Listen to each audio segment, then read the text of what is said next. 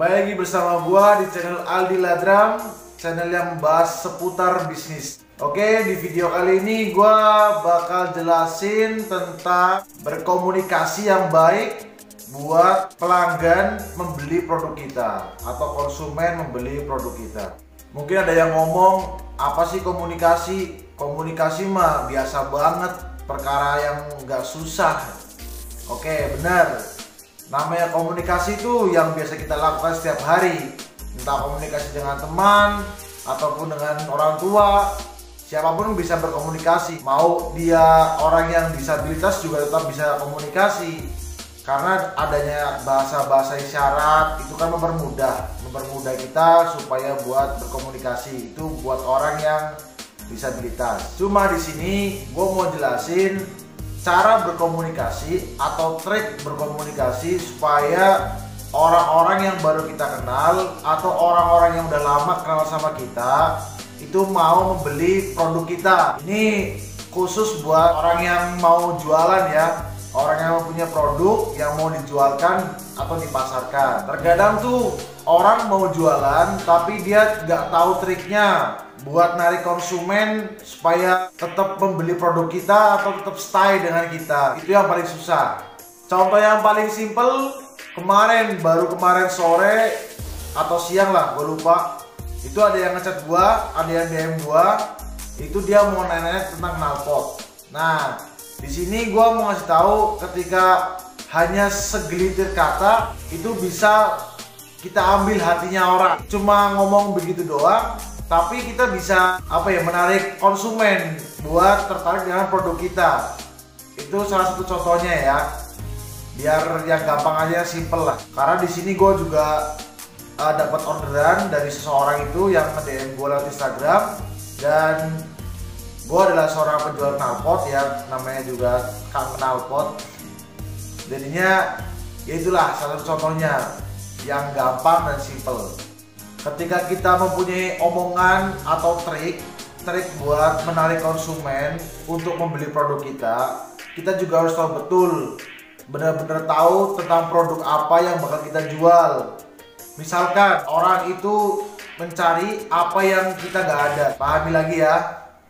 Orang itu mencari model atau mencari bahan atau mencari produk yang kita nggak ada, padahal cuma satu produk, cuma satu gambar gitu loh. Kayak gua adalah seorang penjual knalpot. Ketika gua punya knalpot yang bentuknya C atau bentuknya A dan B, itu gua hanya punya model itu, A atau B modelnya. Nah, ada orang yang pengen beli knalpot sama gua karena gua di sini ngomongnya tuh, nih gua jual knalpot loh. Ketika kita ngomong brand kita adalah penjual knalpot, otomatis dong semua orang yang pengen beli ke kita itu pasti dia pengen beli. Oh, ini jual knalpot, berarti ya namanya knalpot pasti ada. Konsumen nggak bakal mau tahu tentang apa yang kita jual dan stok apa aja yang kita punya. Konsumen nggak bakal pengen tahu hal gitu. Namanya gue pengen beli, ya udah gue beli aja. Mau knalpot A atau B atau C atau E atau apalagi sampai Z, yang penting kebutuhan gua terpenuhi sama penjual knalpot ini, misalkan gitu. Jadi ketika kita atau gua sendiri lah ya, ketika gua ini punya knalpot hanya cuma model A, B, dan C, dan konsumen itu pengen beli yang model D atau model lain yang gua nggak punya, itu gimana sih cara menyikapinya? Nah, kalau gua pribadi, gua nggak bakal bilang kalau gua nggak ada modelnya. Kenapa? Karena di sini gue udah jual nama gue sebagai penjual knalpot. Nah, itu yang paling orang-orang lain tuh jarang memahami ini. Karena apa ya? Dia nggak paham.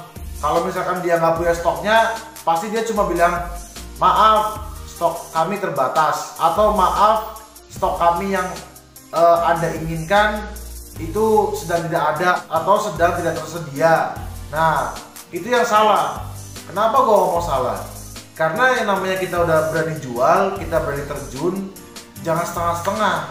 Kalau kita udah terjun sebagai penjual, ya udah, ayo kita cari. Gue berani taruhan apa pokoknya. Gak mungkin ketika kita mau nyari itu nggak ada barangnya. Itu menurut gua nggak mungkin banget. Karena pasti yang namanya satu label itu pasti di mana-mana ada. Misalkan kayak gua orang Purbalingga, gua jual knalpot. Kalaupun gua gak punya model, di antara orang pengen beli ke gua dan gua gak punya modelnya, gua sendiri pribadi gak punya model yang konsumen pengen, otomatis gua nyari dong, nyari ke teman gua, nyari ke saudara gua yang sama-sama profesinya jual knalpot. Pasti ada, gak mungkin gak ada. Yang penting kita mau nyari. Jangan cuma dikasih ujian, gue pengen yang ini, lu ada nggak? Terus kita jawabnya, oh lagi kosong, lagi nggak ada. Itu jangan, itu masalah yang sangat fatal menurut gue. Itu masalah yang sangat fatal ketika kita terjun ke dunia penjualan, dunia bisnis, tapi kita langsung ngomong nggak ada. Itu lucu banget menurut gue. Yaelah, lu jual knalpot atau lu jual baju, masa lu nggak punya baju yang kayak gini sih? Itu namanya bukan penjual kali. Nah, mungkin ada orang yang pengen begitu ngomongnya. Di sini gue mau jelasin tentang perbedaan antara namanya penjual atau reseller ya, sama tempat promosi. Bedain yang namanya reseller atau penjual sama namanya kita promosiin barang orang. Ya, ini yang pertama gue mau jelasin dulu. Yang namanya kita menjadi reseller atau bos atau yang penjual, kita itu selalu tahu tentang barang apa yang kita jual dan kita tahu persis gimana presisinya, gimana harganya atau kualitasnya. Dan ketika orang lain mau beli barang sama kita harus tahu. Dan tadi yang gua bilang, kita jangan sampai ngomong kalau kita tuh nggak punya stok. Pasti selalu bilang kita ada, kita harus ready. Oh ya oke, kita ready semuanya. Apa yang kalian mau kita ready semuanya. Diusahakan selalu berbicara kayak gitu ya. Apalagi sama orang yang belum kenal. Sedangkan kita kalau punya teman atau kita orang udah kenal, itu aja kita harus menjaga omongan seperti itu. Karena biar menjaga toko kita gitu loh, biar dipandang aja gitu loh. Jangan sampai kita ngomong, ah gua nggak ada nih, lagi kosong nih stoknya. Nah itu yang namanya penjual, jangan sampai ngomong begitu ya. Nah, beda lagi dengan yang namanya promosiin barang orang. Kalau menurut gua, yang namanya promosiin barang orang itu, misalkan gua sendiri bukan pengusaha misalkan. Terus gua punya teman dan teman gue itu punya usaha, atau teman gue itu jadi reseller atau bosnya. Nah, teman gue itu punya usaha jual baju sama jual sepatu misalkan. Nah, terus karena dia punya teman gua, nah, gue disuruh sama temen gue nih, tolong dong postingin jualan gue. Emang lu jualan apaan? Jual baju sama jual sepatu. Nah, di sini gue karena nggak tahu apa-apa dan karena gue ngehargain temen gue, nah gue posting tuh entah di sosial media WA ataupun Instagram, terserah gue gitu kan. Yang penting gue promosiin barang dagangan temen gue. Nah, di situ ntar kadang ada orang yang ngomong, udah lu jualin harga dari gua 500.000 satu baju misalkan. Lu terserah mau jualin berapa, lu mau terserah mau numpangin harga berapa di situ, itu bebas terserah lu. Yang penting lu stok sama gua 500.000 per bajunya.